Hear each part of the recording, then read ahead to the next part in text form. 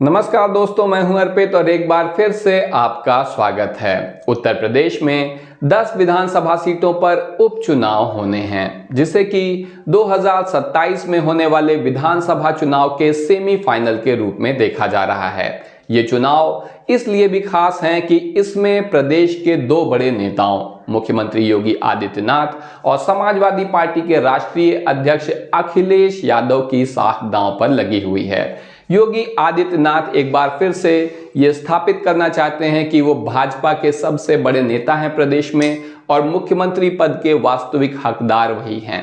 इसीलिए उन्होंने ऐलान कर दिया है कि इस चुनाव में 10 में 10 सीट भारतीय जनता पार्टी को जिताना है। इतना ही नहीं, वो खुद मिल्कीपुर सीट के प्रभारी बने हैं, जो कि समाजवादी पार्टी की सीट थी और यहां से अवधेश प्रसाद विधायक हुआ करते थे। अब वो जीतकर सांसद बन गए हैं यहां पर, इसीलिए चुनाव होने हैं। खुद वहां के प्रभारी बने हैं क्योंकि इस सीट को किसी भी कीमत पर जीतना चाहते हैं। साथ ही साथ पूरा मंत्रिमंडल झोंक दिया है इस उपचुनाव में।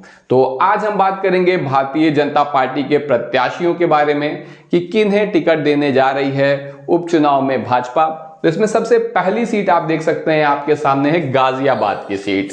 गाजियाबाद में बसंत त्यागी, जो कि प्रदेश मंत्री भी हैं भाजपा के, महत्वपूर्ण नेता हैं संगठन के, उन्हें यहां पर भाजपा टिकट देने जा रही है। और ये जो 10 सीटों पर उपचुनाव होने हैं, इसमें से गाजियाबाद ही वो सीट है जिसके बारे में कहा जा सकता है कि भारतीय जनता पार्टी यहां पर मजबूत स्थिति में है और चुनाव जीत जाएगी। अगली सीट है करहल। करहल से अनुजेश यादव का नाम सबसे आगे चल रहा है, जो कि समाजवादी पार्टी के राष्ट्रीय अध्यक्ष अखिलेश यादव के चचेरे भाई धर्मेंद्र यादव के बहनोई हैं।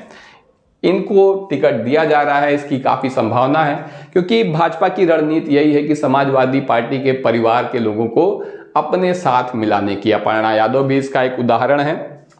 इसके अलावा मैनपुरी के अध्यक्ष भी यहां पर लड़ाई में हैं, उन्हें भी टिकट मिल सकता है, लेकिन उनका बस नाम ही चल रहा है। आखिर में आप देखेंगे कि अनुजेश यादव को ही यहां से टिकट मिलेगा।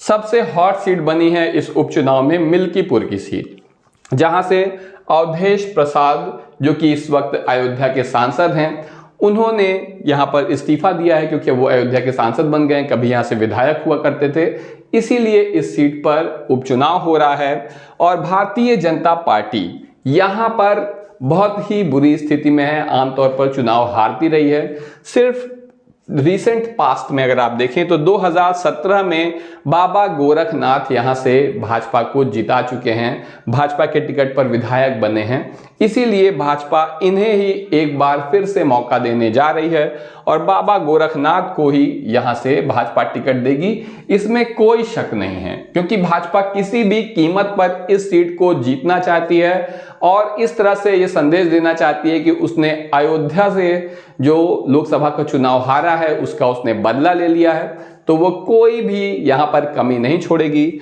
और बाबा गोरखनाथ को ही टिकट देगी। इसके अलावा यहां पर कटेहरी सीट, जो कि अंबेडकर नगर संसदीय क्षेत्र के अंतर्गत आती है, यहां पर भारतीय जनता पार्टी धर्मराज निषाद को चुनाव लड़ाने जा रही है। लालजी वर्मा यहां के विधायक थे, जो कि अब सांसद बन गए हैं, इसलिए ये सीट खाली है। समाजवादी पार्टी की तरफ से लालजी वर्मा के परिवार से ही संभवतः उनकी बेटी को यहां पर प्रत्याशी बनाया जाएगा और धर्मराज निषाद भी लोकप्रिय हैं। यहां पर एक कांटे की लड़ाई आपको देखने को मिलेगी। अगली है बिजनौर की मीरापुर सीट। यहां पर मुस्लिम जनसंख्या काफी अधिक है, मुस्लिम मतदाताओं की संख्या काफी अधिक है और भारतीय जनता पार्टी को मुस्लिमों से कितनी तकलीफ है या उसकी जो रणनीति है उसमें वो मुस्लिमों को टिकट नहीं देती है। तो ऐसे में यहां पर नवाजिश आलम खान को यहां पर प्रत्याशी बनाया जाएगा। आरएलडी के ये पूर्व विधायक रह चुके हैं। ये सीट जयंत चौधरी को दे दी जाएगी। फिर वो हिंदू को उतारे, मुसलमान को उतारे, इससे भारतीय जनता पार्टी का कोई लेना देना नहीं होगा। तो आप देख रहे हैं कि मीरापुर से नवाजिश आलम खान उतरने जा रहे हैं। ऐसा भी कहा जा रहा है कि आजाद समाज पार्टी भी इस सीट पर मजबूत स्थिति में है और चंद्रशेखर आजाद की पत्नी भी यहां से उपचुनाव में उतर सकती हैं। तो उनका भी कितना प्रभाव होगा, यह भी एक देखने वाली चीज रहेगी। इसके अलावा सीसामऊ की सीट जो है ये भी समाजवादी पार्टी का गढ़ है और यहाँ पे सपा से तीसरी बार विधायक बने इरफान सोलंकी को जेल हो गई है। इस वजह से यहाँ पर चुनाव हो रहा है, उनकी विधायकी चली गई है। लेकिन यहाँ भी सपा को हराना बहुत ही मुश्किल काम है क्योंकि पिछले 25 साल से आप देख सकते हैं कि इस सीट पर समाजवादी पार्टी का कब्जा है। ऐसे में भारतीय जनता पार्टी ने नवीन पंडित जो कि गोविंद नगर के पार्षद हैं, आप इन्हें देख सकते हैं स्क्रीन पर, इन्हें जिम्मेदारी सौंपी है कि जो 25 साल का सूखा है भारतीय जनता पार्टी का सीसामऊ की सीट पर, उसे समाप्त करें। ये भी एक लोकप्रिय नेता हैं, युवाओं में खासे लोकप्रिय हैं, तो इन्हें ये बड़ी जिम्मेदारी सौंपी गई है। इसके अलावा एक और महत्वपूर्ण सीट है कुंदर की, जो कि संभल लोकसभा में आती है। यहां पर भी समाजवादी पार्टी खासी मजबूत है, मुस्लिम मतदाताओं की संख्या काफी अधिक है। ऐसे में जब आप जानते हैं कि जियाउर रहमान बर्क जो कि अब सांसद बन गए हैं, यहाँ के विधायक थे, ये यहाँ पर विधायक ही नहीं है बल्कि एक तरह से अगर देखा जाए तो इनका पूरा परिवार ही काफी लोकप्रिय है। ऐसे में भारतीय जनता पार्टी मुख्तार अब्बास नकवी को यहाँ से अपना प्रत्याशी बना सकती है, लेकिन इस पर अभी कोई अंतिम फैसला नहीं हुआ है।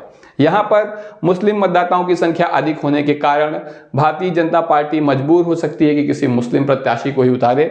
इसके अलावा अगली सीट है मझवा मिर्जापुर लोकसभा सीट की। यहाँ पर ब्राह्मण और बिंद मतदाता सर्वाधिक संख्या में हैं, निर्णायक भूमिका निभाते हैं।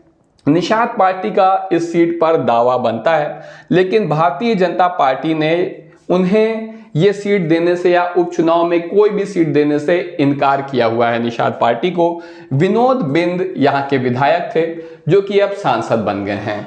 विनोद बिंद निषाद पार्टी के टिकट पे यानी निषाद पार्टी से विधायक थे, तो इस तरह से अगर तकनीकी रूप से देखा जाए तो निषाद पार्टी को ही ये सीट मिलनी चाहिए। लेकिन भाजपा ने न केवल निषाद पार्टी को बल्कि ओम प्रकाश राजभर जी को भी यहाँ पर कोई भी टिकट देने से इनकार कर दिया है। उपचुनाव में संभवतः अनुप्रिया पटेल को भी कोई टिकट नहीं मिलेगा, सिर्फ जयंत चौधरी को एक सीट दी जा सकती है। तो ऐसे में अभी यहाँ पर पार्टी किसे टिकट देगी ये नहीं कहा जा सकता है, लेकिन ज्यादातर उम्मीद है कि बिंद समाज से ही उम्मीदवार को चुना जाएगा। इसके अलावा अगली सीट है खैर, जो कि अलीगढ़ की सीट है। यहाँ पर सुरेंद्र दिलेर को भारतीय जनता पार्टी अपना टिकट देने जा रही है, जो कि राजवीर दिलेर जो कि पूर्व सांसद भी रह चुके हैं, अब इनका निधन भी हो चुका है, उन्हें टिकट देगी। इसके अलावा फूलपुर बहुत ही महत्वपूर्ण सीट रही है पिछले लोकसभा चुनाव में भी, आप देख सकते हैं। यहाँ पर दीपक पटेल जो कि पहले कभी विधायक रह चुके हैं, ठीक पहले नहीं, इसके पहले वो पूर्व विधायक रह चुके हैं, इन्हें यहाँ पर भारतीय जनता पार्टी अपना प्रत्याशी बनाने जा रही है। जबकि समाजवादी पार्टी यहाँ से ऐसी खबर है कि अमरनाथ मौर्य को ही एक बार फिर से टिकट देगी, जो कि लोकसभा चुनाव में लड़े थे और एक नजदीकी मुकाबले में हारे थे। खास बात यह है कि फूलपुर विधानसभा में पिछला जो लोकसभा चुनाव हुआ था उसमें फूलपुर विधानसभा में अमरनाथ मौर्य को बढ़त मिली हुई थी, वो जीते हुए थे।